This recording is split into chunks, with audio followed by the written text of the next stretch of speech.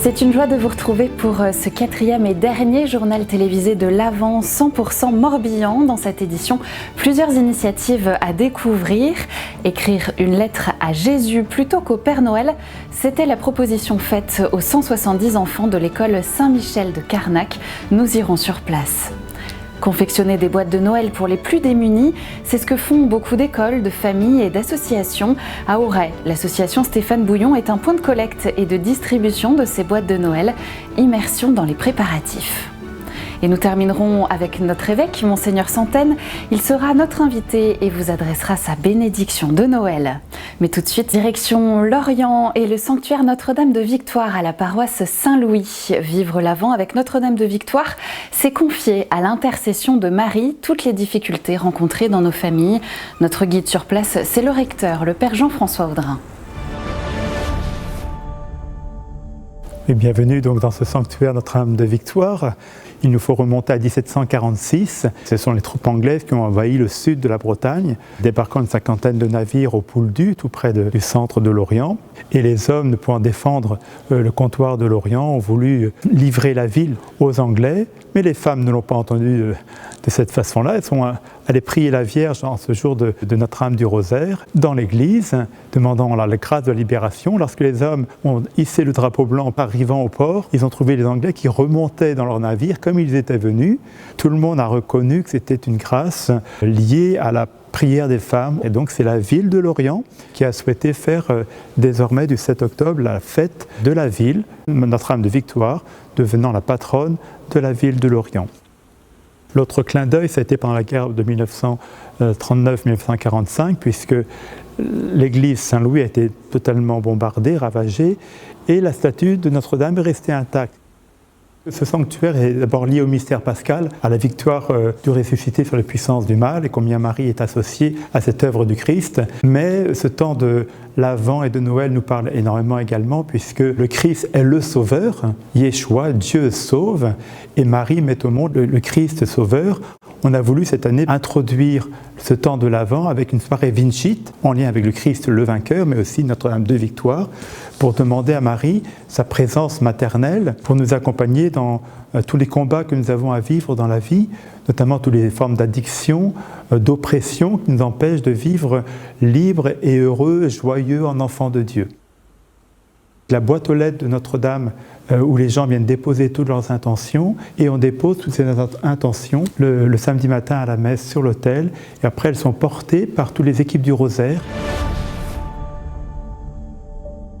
Notre-Dame de Victoire qui nous amène à Jésus, et c'est à lui que se sont adressés les élèves de l'école Saint-Michel de Carnac pendant l'Avent, dans une lettre à Jésus. Explication de Catherine Boyot, la directrice.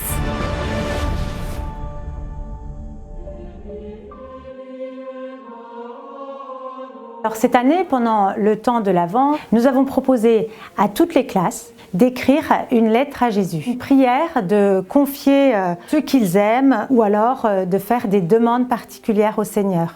Ça a été vraiment touchant de les voir s'exprimer librement. Certains ont eu envie que leur maîtresse relise cette lettre pour qu'elle soit vraiment parfaite et qu'il n'y ait pas de faute d'orthographe pour la faire la plus belle possible pour Jésus.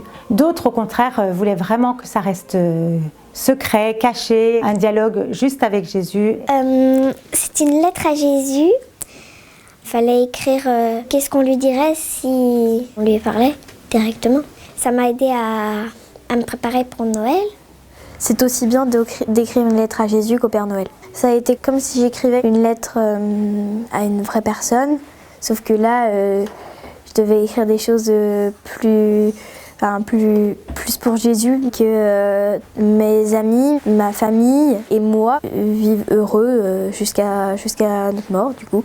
Les lettres vont maintenant être déposées dans la crèche de l'église de Carnac. Elles y resteront jusqu'à la fin de l'Épiphanie. Au-delà des préparatifs matériels et de l'effervescence qu'il peut y avoir autour de Noël et que procure le Père Noël, et à l'école c'est quand même bien présent, c'est important de leur donner l'occasion de préparer aussi leur cœur à Noël et d'accueillir Dieu qui s'est fait petit enfant le jour de Noël dans la crèche.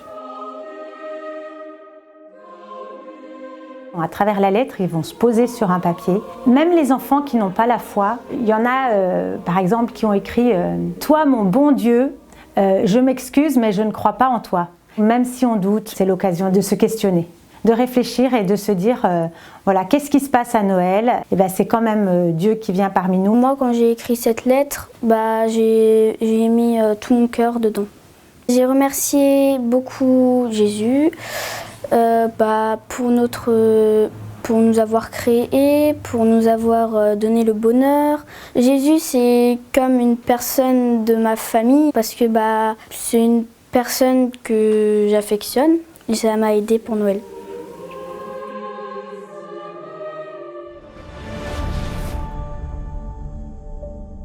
Toujours dans l'enseignement catholique du Morbihan, tous les ans, un concours de crèche est proposé aux écoles qui le souhaitent. L'école Notre-Dame à Guénin l'a remporté l'an passé.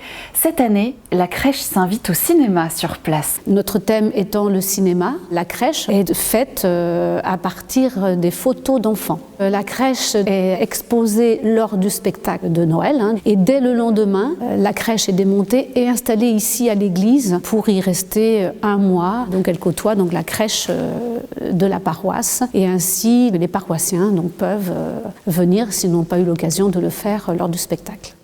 8 écoles privées ont participé à ce concours de crèche, résultat à découvrir en janvier. Diffuser la lumière de la paix de Bethléem, c'est ce que font chaque année les scouts et guides de France. Et dans le Morbihan, la lumière est arrivée le 12 décembre dernier à Sainte-Anne-d'Auray. Elle se propage depuis partout à travers le département. Si vous aussi, vous souhaitez recevoir la lumière de la paix de Bethléem, n'hésitez pas à vous rapprocher des scouts et guides proches de chez vous.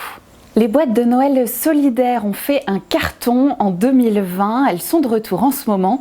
L'objectif, rassembler des petits cadeaux dans des boîtes à chaussures relookées et les offrir aux personnes qui peut-être ne reçoivent pas de cadeaux.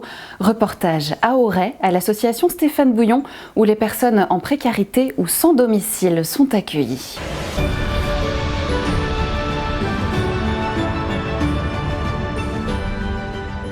Double cadeau, je dirais, parce que, comme d'habitude, l'association Stéphane Bouillon a préparé des cadeaux pour les amis de Stéphane Bouillon. Et puis, comme l'an dernier, il y a l'opération boîte de Noël qui a été renouvelée. Eh bien, il y a des gens qui ont pris un peu de temps pour mettre dans une petite boîte à chaussures, ou une grande boîte à chaussures, un cadeau.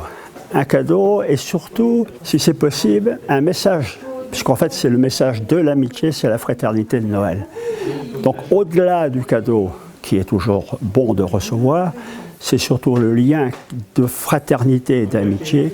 C'est très simple, ça permet à ceux qui n'ont rien d'avoir un cadeau, d'avoir un repas pour le jour de Noël. Je suis là pour distribuer tous ces beaux cadeaux. Ça vous touche Personnellement, oui. J'ai toujours rêvé de bosser pour le Père Noël, donc c'est une occasion. Pour moi qui vis dans la rue, c'est très important le sens de Noël, le sens du rapprochement familial, le sens des amis, le sens du partage. Pour moi, c'est ça Noël. Sans cela, il n'y a pas de Noël. Ce qui manque beaucoup, bien sûr, c'est le toit, c'est souvent la nourriture, mais c'est toujours l'amitié. Et grâce à notre association, entre autres, ils reçoivent également de l'amitié, de la fraternité et un lien tout simplement social. Et je crois que c'est ce qui est aussi très, très important tous les jours, mais notamment quand on fête Noël, puisque c'est bien ce jour-là que la plus grande amitié, le plus grand lien d'humanité est venu sur Terre.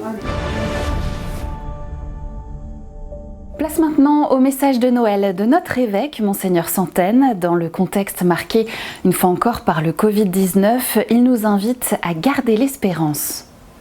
Quoi qu'il en soit des conditions dans lesquelles nous célébrerons cette fête, la fête de Noël sera bonne, la fête de Noël sera sainte, parce que c'est la célébration d'une réalité qui nous dépasse. Une réalité qui nous dépasse, une réalité qui nous vient de Dieu et pas des hommes.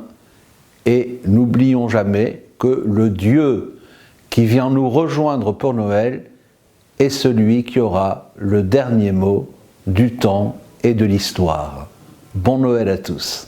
C'est ainsi que s'achève cette aventure des journaux télévisés de l'Avent. C'était une première pour nous, merci de les avoir suivis. Il me reste à vous souhaiter un très joyeux Noël. On se quitte avec quelques extraits des lettres à Jésus des enfants de l'école Saint-Michel de Carnac. Bonjour Jésus. Bonjour Jésus. Cher Jésus. Bonjour Jésus. J'espère que tu es avec nous. Je pense. J'espère que tu nous Je protèges. t'aime fort. Merci pour ma famille. Je ne te crois vois en pas, toi. mais je veux te parler. Je ne t'oublierai jamais. Je fais la croix tous les J'ai matins besoin de et toi. même avant d'aller me Je coucher. te prierai pour toujours. Si tu es avec nous, c'est le principal. Je t'aime Jésus. Je t'aime Jésus. Je t'aime Jésus. Pour toute la vie.